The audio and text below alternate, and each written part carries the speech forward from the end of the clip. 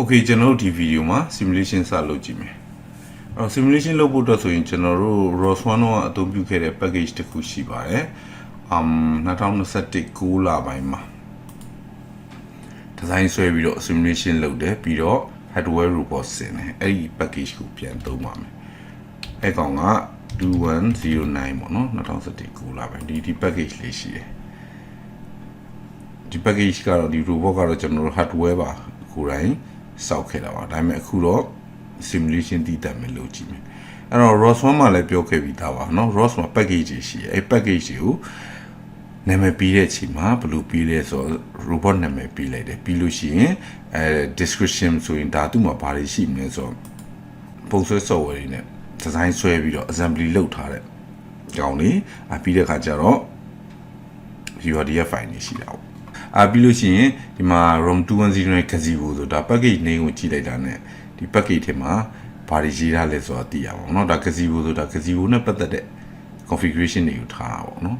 ROM2109 controller ဆိုတာ micro controller နဲ့ပတ်သက်တဲ့ code တွေကိုထားတာပေါ့เนาะဒီလို package လေးတွေခွဲပြီးရေးထားတာ robot တစ်ခု package တစ်ခုမဟုတ်ဘဲနဲ့ robot တစ်ခုအတွက်ဥပမာ autonomous သွားတဲ့ slam ဆိုလို့ရှိရင် ROM2109 slam စသဖြင့်ပေါ့เนาะဒီလို package name လေးတွေအသေးပဲရှိအောင်ပြီးတယ်ဒါဆိုရင်ဒီ package ကဘာလို့လဲဒီ package ကဘာလို့လဲဆိုတော့တရားအခုဒီမှာဆို ROM2109 description မှာဆိုလို့ရှိရင်ဘာကုန်းမပါအောင်เนาะ solid one နဲ့ဆွဲပြီးထွက်လာတဲ့ unified robot description လို့ခေါ်တဲ့ robot URDF file တွေပဲရှိလိမ့်မယ်เนาะသူမှာပါမယ် launch file ပါချင်ပါနိုင်တာပေါ့เนาะဒီမှာ launch file ပါမယ်အဲ့တော့ Avis အစင်းလေးဖွင့်ပြီးလို့ရှိရင်လိုအပ်တဲ့ element တွေထည့်ပြီးလို့ရှိရင် save ထားတဲ့ကောင်ပေါ့เนาะဒါ mesh ကတော့ဒါပုံဆွဲ software တွေကလာတဲ့ကောင်ဒီ simulate လို့ package XML တော့ဘာမှမဟုတ်ဘူး package ကို create လုပ်ထားတဲ့အချိန်မှာပါဝင်တဲ့ကောင်တွေပဲပေါ့ okay ဟုတ်ပြီအဲ့တော့ဒီကောင်ကိုကျွန်တော်ဆက်ထည့်ဖို့ထည့်ပြီးတော့ဒီ URDF file လေးကိုရယူမှာပေါ့နော်အဲ့တော့ရယူမယ်ဆိုတော့ keep it clone လိုက်တော့နော် keep clone okay keep clone ပြီဆိုတော့ခါကျတော့အခု ROM2109 simulation နဲ့တွားရင်ကျွန်တော်တို့ယူမဲ့ကောင်ကdescription package ထဲမှာပဲရှိမှာပေါ့နော် Nautilus နဲ့ဖွင့်လိုက်မယ် Nautilus ROM2109 เนาะဒါသူက explorer ပေါ့နော်ကျွန်တော်တို့သုံးတဲ့ explorer အဲ့တော့ကျွန်တော် URDF ယူရမယ် Avis ကတော့ထားလိုက်တော့မယူတော့ mesh ယူမယ် launch file ယူမယ်ဟုတ်ပြီ launch file ယူမယ်ဆိုပြီးတော့ package XML ထဲမှာတော့ဘာမှမရှိဘူးရတယ်เนาะအဲ့တော့ကျွန်တော်တို့ရင်ဆုံး package တစ်ခုတိစောက်ဖို့လိုတယ်အဲ့တော့ package တိစောက်ဖို့ဆိုလို့ရှိရင်အခုဘယ်ကိုသွားမလဲဆိုတော့ package စောက်ဖို့ဆိုရင်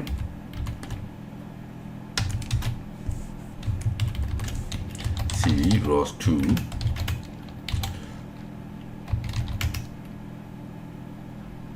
CD home နဲ့က ROS2 တွေကိုသွားမယ်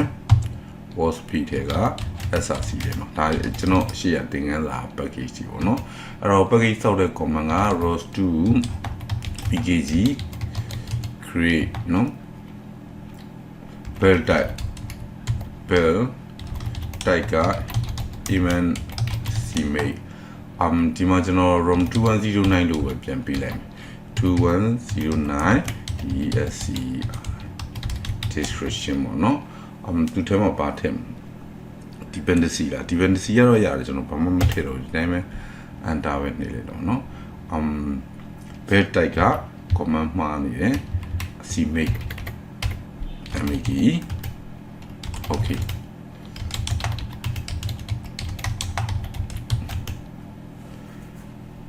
เนาะ okay အဲ့တော့ကျွန်တော် bash rc ရဲ့တစ်ချက်ကြည့်လိုက်အောင်เนาะ bash rc ထဲမှာကျွန်တော် package ကိုရေးထားသလားဆိုတော့ WASP ကိုရေးထားသလားဆိုတော့ရေးထားတယ်เนาะရေးထားတဲ့ကိစ္စမရှိဘူး okay အဲ့ဒါဆိုရင် concon per clear okay ရပြီဟုတ်ပြီအဲ့တော့ကျွန်တော်တို့ဟို ROS1 က gazebo ကဘယ်လိုရေးခဲ့တယ်လဲဆိုတော့လေ့လာကြည့်နော် ROS1 ဆိုတော့ sorry ဒီမှာကျွန်တော် to the robot design switch syndrome ROS2 အတွက်ပါကျွန်တော်တို့တစ်ခါလေးရေးခဲ့တယ်နောက်ဒီမှာ ROS2 အတွက်ရေးခဲ့လို့ဒီမှာ Foxy အတွက်ပြရနေအောင်နော် Foxy အတွက်ရတယ်ဆိုတော့ပြီးမှကျွန်တော် handle အတွက်ပြန်ပြင်ပေးလိုက်ပါမယ်နော်Foxy အတွက်ဒီမှာ simulation မှာ spawn လုပ်တာမအောင်မြင်သေးဘူးတဲ့ okay ရတယ်မအောင်မြင်သေးဘူးဆိုတော့ကိစ္စမရှိဘူးကျွန်တော် handle အတွက်အခုအသစ်ပြန်လုပ်ပြီးမှပြန်ပြီးတော့ commit ပြန်ထုတ်ပြီးမှာနော် branch တစ်ခုထပ်ပြီးတော့ခွဲမှာ ROS1 ကဘယ်လိုကျွန်တော်တို့ launch လုပ်ခဲ့တယ်လဲဆိုတော့တစ်ချက်ပြန်လေ့လာကြည့်မယ်